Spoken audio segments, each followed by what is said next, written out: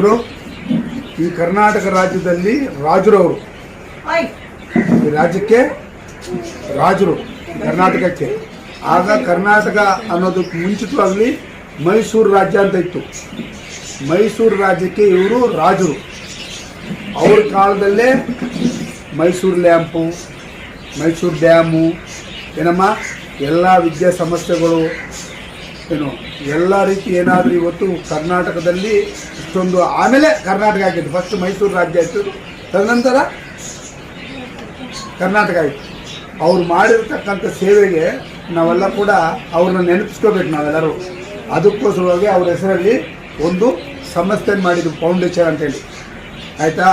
ಅವ್ರನ್ನಂತೂ ನಾವು ಕೂಡ ನೋಡಲಿಲ್ಲ, ನೀವು ನಾವೇ ನೋಡಲಿಕ್ಕಾಗಲ್ಲ, ನೀವು ನೋಡಲಿಕ್ಕಾಗಲ್ಲ. ಆದರೆ ಅವ್ರನ್ನೆಲ್ಲರೂ ಕೂಡ ನಾವು ವರ್ಷದಲ್ಲಿ ಒಂದು ಬಾರಿ ಆದರೂ ನಾವು ನೆನೆಸ್ಕೋಬೇಕಲ್ಲ ಅಂತ ವಿಶಾಲವಾದಂಥ ಹೃದಯ ಇರ್ತಕ್ಕಂಥವ್ರನ್ನ. ಅದಕ್ಕೋಸ್ಕರವಾಗಿ